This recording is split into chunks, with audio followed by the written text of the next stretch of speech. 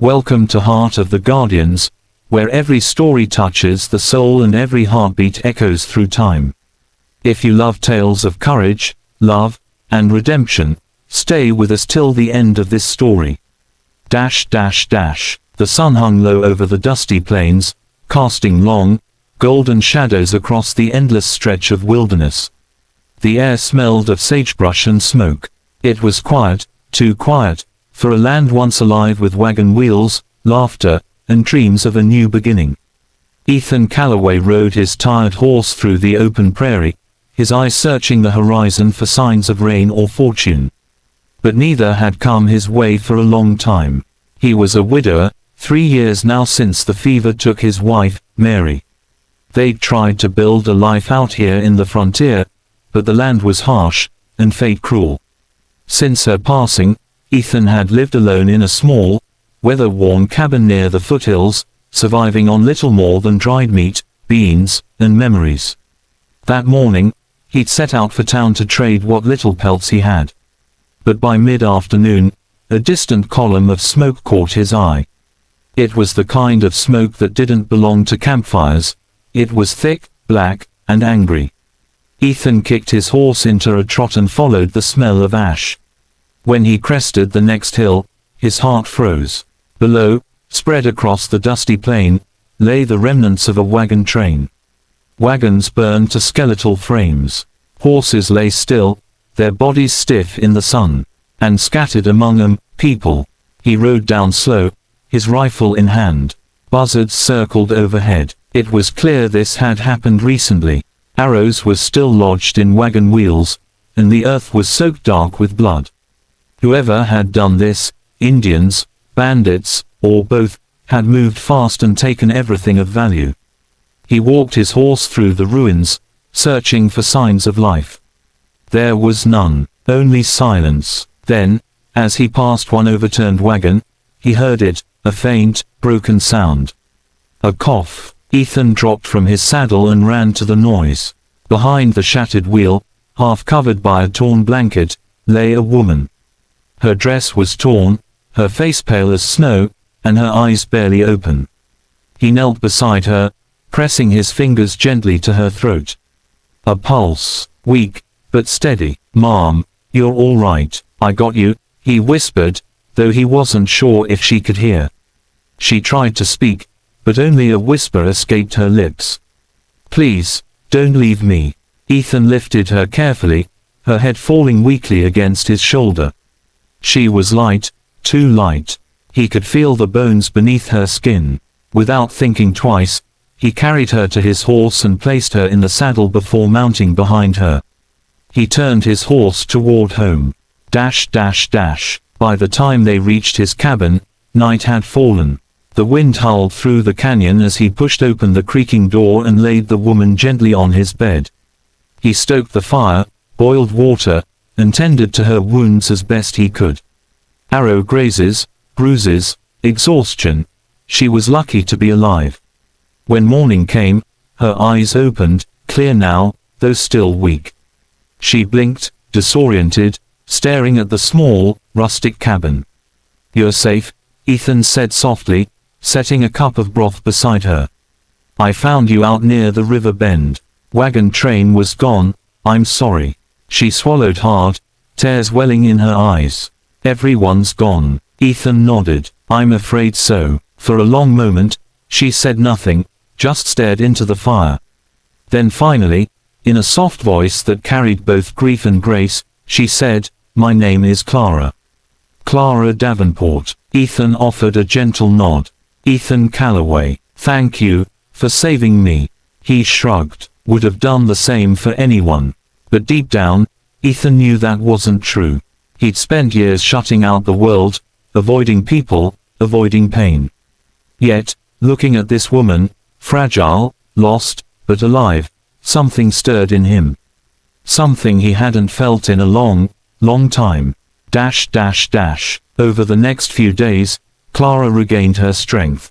She helped around the cabin, cooking simple meals, mending torn clothes. She moved with quiet elegance, even in rags, and her speech carried a refined tone that didn't belong to frontier settlers.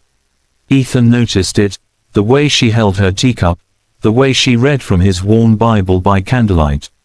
There was something about her that didn't fit this life. One evening, as they sat by the fire, he finally asked, "You said your name was Davenport. You from back east?" She hesitated, then nodded. "Yes, my father was Baron Henry Davenport." Ethan blinked, stunned. He'd heard that name before, a wealthy industrialist from Boston. Baron Davenport. "You're saying you're his daughter?" she said softly. "We were on our way west to establish new trade routes. I wanted to see the land myself. My father, he believed the frontier was America's future." Ethan leaned back, silent for a moment. "You mean to tell me you're a baroness?" "I suppose so," she said with a faint smile. "But titles mean little out here, don't they?" He chuckled, shaking his head. "Out here, a man's worth is measured by how well he chops wood and keeps his horse fed." She smiled faintly, then her face grew somber. "My family, they were with that caravan. My father, my brother." Ethan bowed his head. "I'm sorry." Tears slipped down her cheeks. They didn't deserve that. None of them did. He didn't know what to say. Words couldn't heal that kind of pain. So instead, he reached across the table and gently placed his hand over hers. It was a simple gesture, but it said everything. Weeks passed. The prairie turned green with spring rain. Clara had recovered enough to walk freely, to help with chores, and even laugh again. Ethan found himself looking forward to her laughter, to her presence. The cabin, once silent and cold, now felt alive again. They shared stories, he of his late wife and the struggles of the land, she of grand halls, music, and the bustling streets of Boston. But even as warmth bloomed between them, Ethan knew it couldn't last. A woman like her didn't belong in a cabin made of logs and dust. And one evening, as he sat whittling by the fire, Clara broke the silence. "I have to go back, Ethan. Back east. I have responsibilities, estates, people who depend on me." He nodded slowly. He'd known it was coming. "I figured as much." She looked down. "I wish I could stay. I've never known peace like this. But I can't run from who I am." Ethan forced a small smile. "You don't owe me an explanation."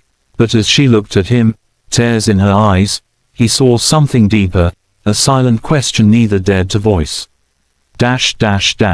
2 days later, they packed the wagon with what supplies she needed. Ethan had repaired an old cart and found a horse sturdy enough for the journey. Clara stood by the door, her bonnet in hand. "You've given me more than I can repay, Ethan."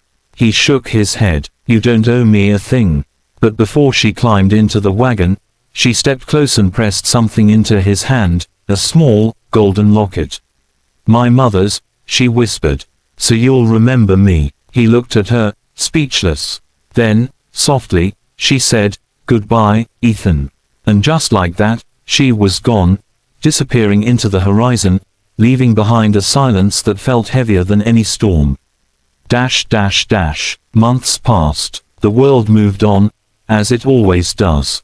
Ethan returned to his quiet life, though his heart wasn't quite the same. He wore the locket around his neck, tucked beneath his shirt, close to his heart. Then, one autumn morning, a rider appeared on the trail. A man in a fine coat, carrying a letter sealed with wax. He dismounted and handed it to Ethan without a word. Ethan broke the seal, and as he read, his hands began to tremble. "Dear Ethan," the letter began. "By the time you read this, I will be in Boston, rebuilding what my family lost.